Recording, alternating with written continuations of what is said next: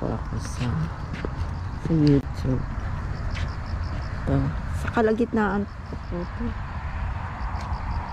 Sa kabila next time. Okay, good morning everyone. Pakita ko po sa inyo ngayon ang mga cosmos. Iba't ibang kulay. May pink, orange, yellow, at white. Ayan. Tatlong kulay po ngayon meron dito. Ang haba na. Ang haba na po ng cosmos na po.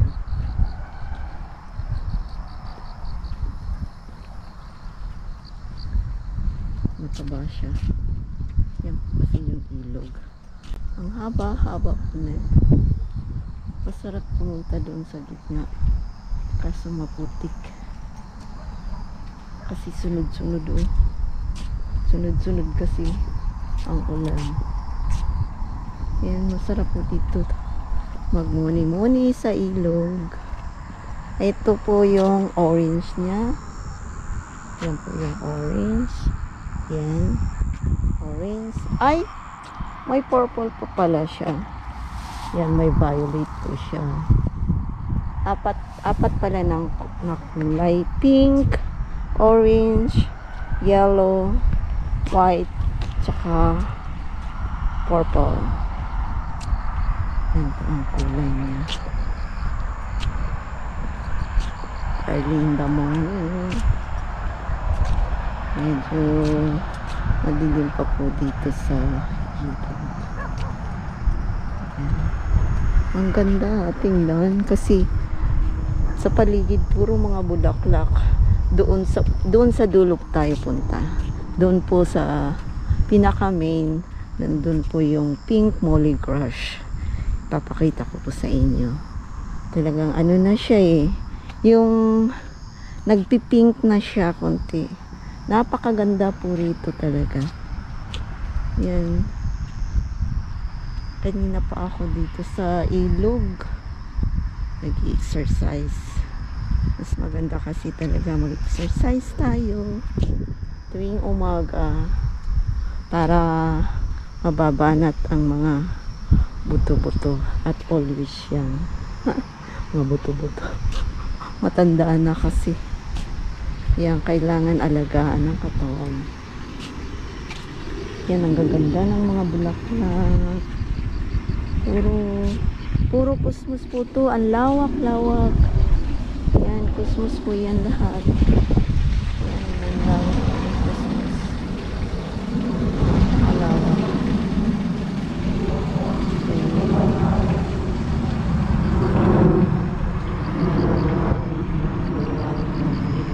Maganda po tingnan.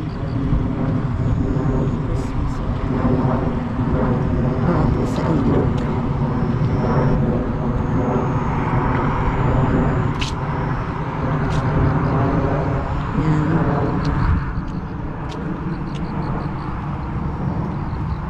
Nandun na. Malapit na po tayo sa pink molly crush. Nagpipink na po siya eh. Yan, baha po hanggang dito. Baha. Oh. Madulas yung daan.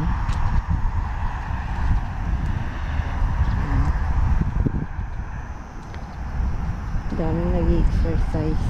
Yung mga matatanda kanina ng mga madaling araw punta sila. Yung iba pa uwi na.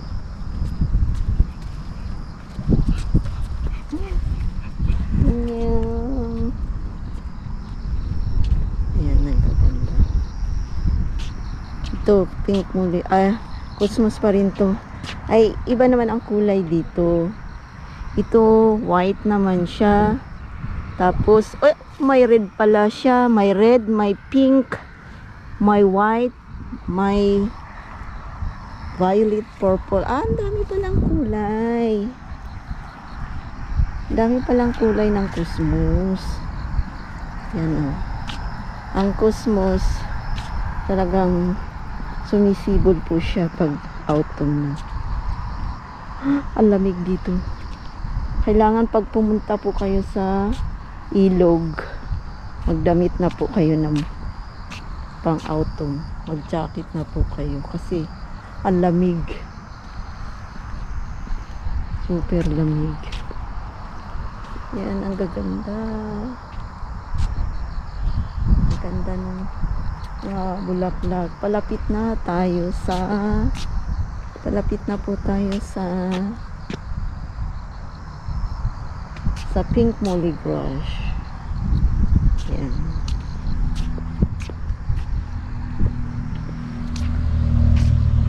Kailangan laging mag live para dumami yung watch hour niyo po.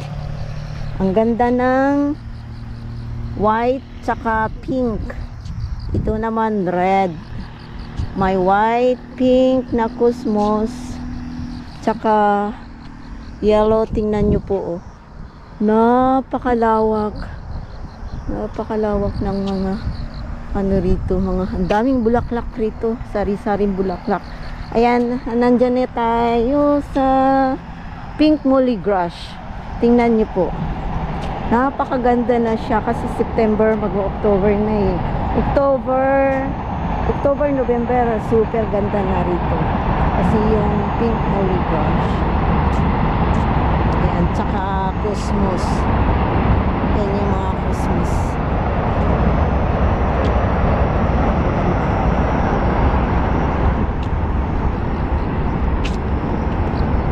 Ganda na siya.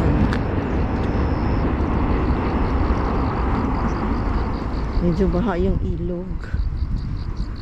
Inaayos yung tulay dyan. Pinapaganda po yung tulay dyan. Yan. Kahit malamig rito, mapapawisan po kayo. Masarap po mapawisan ng maaga pa. Preskong presko. Napaka presko po rito. Dito po sa Korea, yung mga nag-exercise, karamihan, yung iba, karamihan sa kanila patalikod silang naglalakad. Katulad yan kay Harabuji, kay Lolo. Ang sipag nilang mag-exercise tuwing umaga. Mga matatanda. Siguro mga alas 4 pa po yan dito sila. Ang sipag nila. Ayan, patalikod sila maglakad.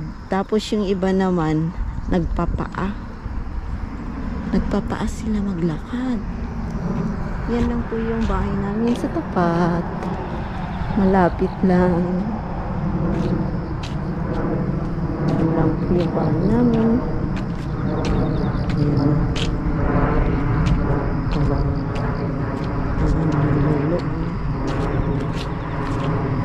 Talikod siya. Ayan yung tulay.